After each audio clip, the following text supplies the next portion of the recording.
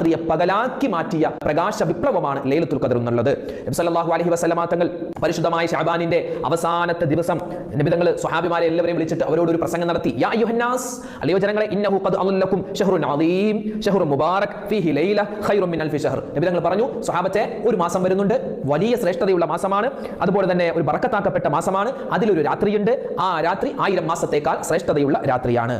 ഇതൊക്കെ ഒരു ഹദീസാണ്.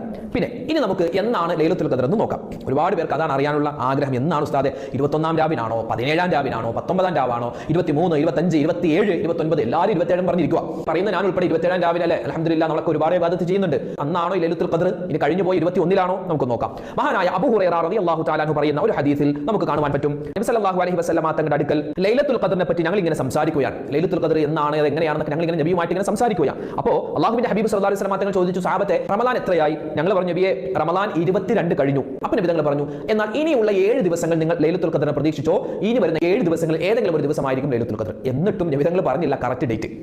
ഇതൊരു ഹദീസ്. 2, ഒരു വൃദ്ധനായ സ്വഹാബി നബി സല്ലല്ലാഹു അലൈഹി വസല്ലമ തങ്ങളുടെ അടുക്കൽ വന്നു. എന്നിട്ട് പറഞ്ഞു, നബിയെ, എനിക്ക് കൂടുതലൊന്നും നിസ്കരിക്കാൻ പറ്റൂല, എനിക്ക് ശാരീരികമായി ഞാൻ വളരെ പ്രയാസത്തിലാണ്, സങ്കടത്തിലാണ്. അപ്പോൾ ഈ ലൈലത്തുൽ ഖദർ എന്നാണെന്നൊന്ന് പറഞ്ഞു തന്നാൽ ഞാൻ അന്ന് ഇബാദത്ത് ചെയ്തോളാം നബിയെ എന്നൊരു വൃദ്ധനായ സ്വഹാബി വന്ന് നബി തങ്ങളോട് പറഞ്ഞപ്പോൾ അള്ളാന്റെ ഹബീബ് സല്ലല്ലാഹു അലൈഹി വസല്ലമ തങ്ങൾ പറഞ്ഞു കൊടുത്തത് റമളാനിന്റെ 7-ാം രാവാണ്.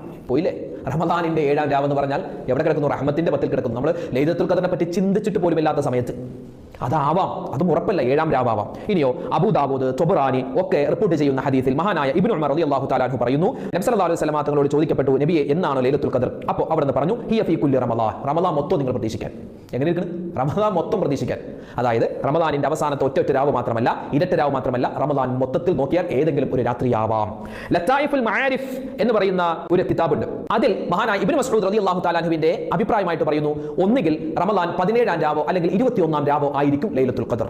അതാണെങ്കിൽ രണ്ടും കഴിഞ്ഞു പോയി. അല്ലാഹു തആല ലൈലത്തുൽ ഖദർ കഴിഞ്ഞു പോയിട്ടുണ്ടെങ്കിൽ അതിന്റെ പുണ്യം കിട്ടുന്ന ഭാഗ്യവാന്മാരിൽ പാവപ്പെട്ട നമ്മളെല്ലാവരെയും അല്ലാഹു ഉൾപ്പെടുത്തുമാറാവട്ടെ. ആമീൻ യാ റബ്ബൽ ആലമീൻ. ചില പണ്ഡിതന്മാർ പറയുന്നു ലൈലത്തുൽ ഖദർ 17-ാം രാവിനായിരുന്നു. കാരണം അന്നാണ് സത്യവും അസത്യവും തമ്മിൽ വേർതിരിക്കപ്പെട്ടത്. അല്ലെ? സ്വഹാബിമാരെ യുദ്ധം ചെയ്തില്ലേ? യുദ്ധം ചെയ്ത ആ തലേ രാത്രി. അപ്പൊ അന്നായിരുന്നു എന്നും പറയുന്ന ആളുകളുണ്ട്. അന്നാണെങ്കിൽ നമ്മുടെ ചാനൽ കൂടിയൊക്കെ ഒരുപാട് ദിക്ർ പറഞ്ഞിട്ടുണ്ട്, സലാത്ത് പറഞ്ഞിട്ടുണ്ട്. അതുപോലെ തന്നെ നമ്മൾ തറാവീഹ് നിസ്കരിച്ചവരാണ്. അൽഹംദുലില്ലാഹ്. അന്നാണെങ്കിൽ അതിന്റെ പ്രതിഫലം അല്ലാഹു നമുക്ക് തരട്ടെ.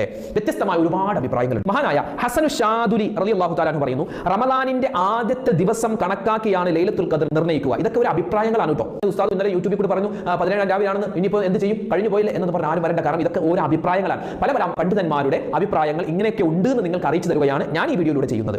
റമളാനിൽ ആദ്യത്തെ ദിനം നോക്കി ലൈലത്തുൽ ഖദർ നിർണ്ണയിക്കാം.